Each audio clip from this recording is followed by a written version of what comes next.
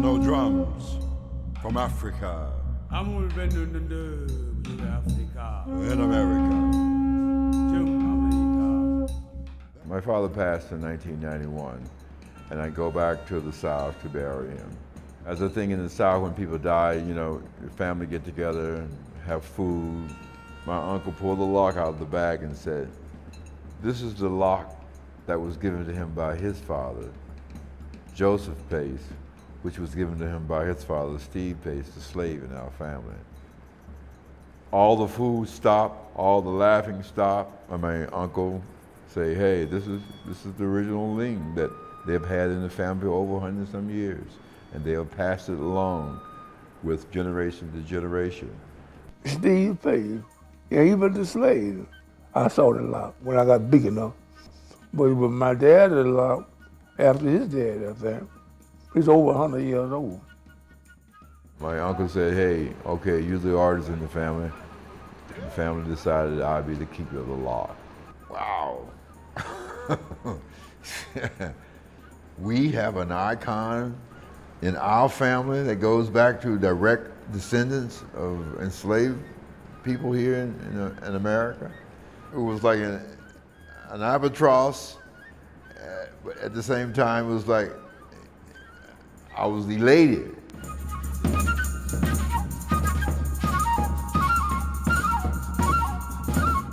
And so I come back to New York, and they discovered the African burial ground in Lower Manhattan.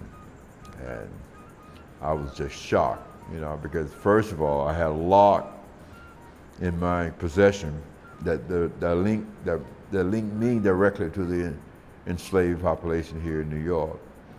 So I go down, jumped over the fence, and began to photograph the site. That was me connecting myself with our past. It was my privilege to be mayor during the time that it was discovered that blacks, slaves, and were buried in that area because they would not permit black folks to be buried within the city. This area was beyond the city boundaries. We don't think often about New York and slavery. We think of the South, but it was going on here as well.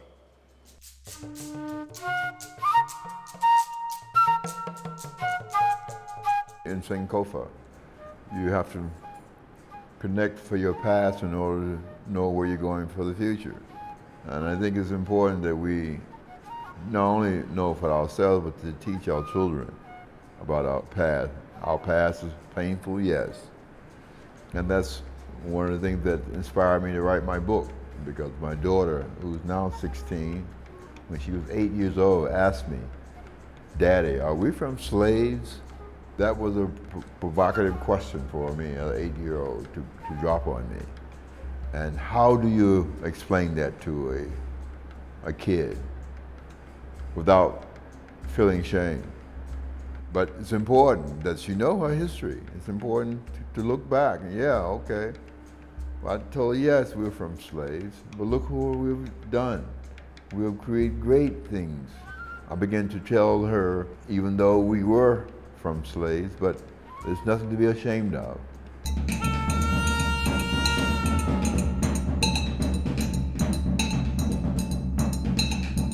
I think everybody has to look at their past. I think every race, every being have to look at their past and see how they conduct themselves now for futuristic, especially for your kids. Your past is you.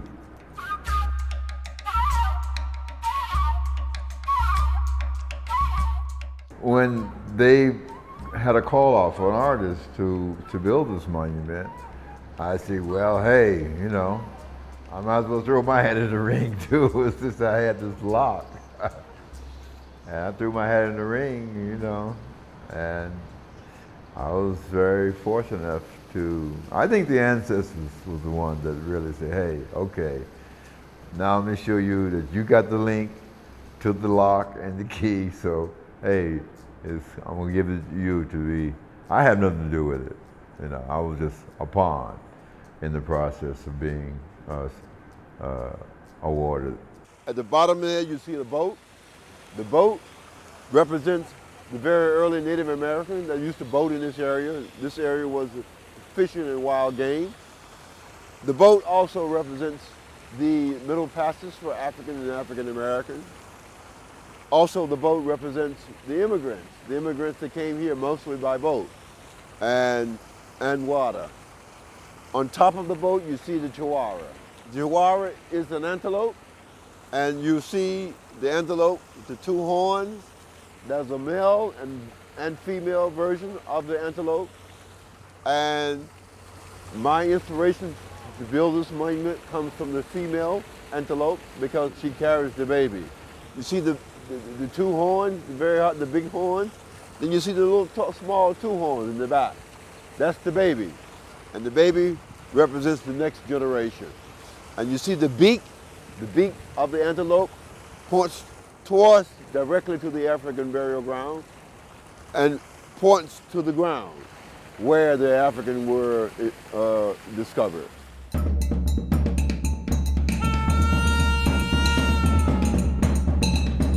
I'd like for people to walk away with the story of Jelani and the Lock. Jelani and the Lock is a little boy, and you see it in the book, taken from Africa, brought to the Americas, locks and chain, and eventually got his freedom. Abraham Lincoln freeing the slaves. So I'd like for people to think about and go back and look at our history, the importance of understanding our past, understanding our present, and hopefully for a beautiful, bright future tomorrow.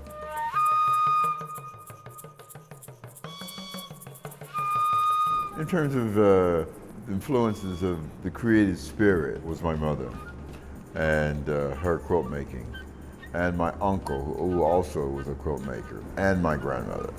That's what my creative spirit first influenced. My high school teacher was an artist herself, and she created the first African-American and only African-American museum in Chicago called the DuSable Museum. And she's presently still alive, 80-some years old.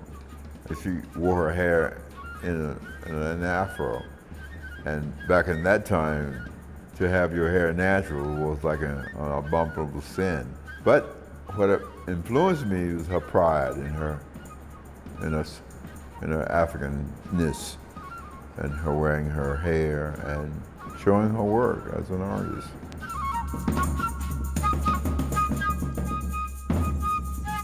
The city that really turned me on to the arts was Paris. At a very, very young age, really turned me out. Because that's when I could go into the Louvre, walk through the parks, art everywhere. Came back a different man. I saw so much art and so much creativity and hung out with so many artists. That creative spirit turned me on, gave me the impetus to, hey, maybe they're doing it, maybe I can try it.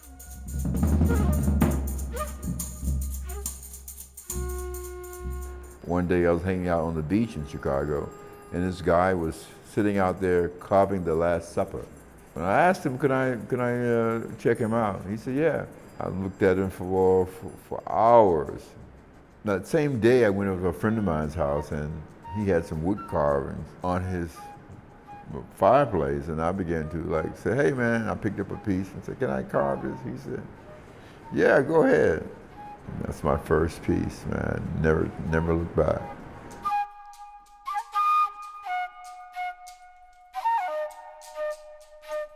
My mediums are what called eclectic.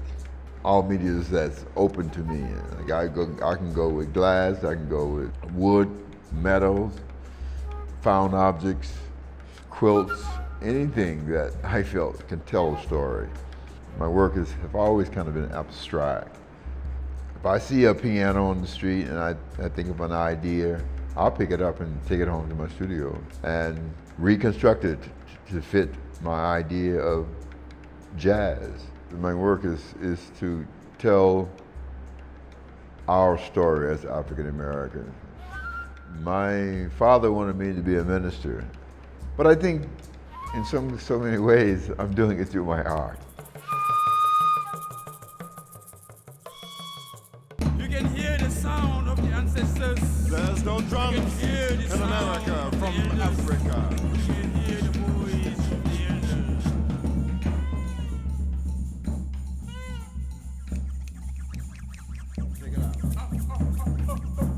Take it out. Take it out. Take it out. Take it out.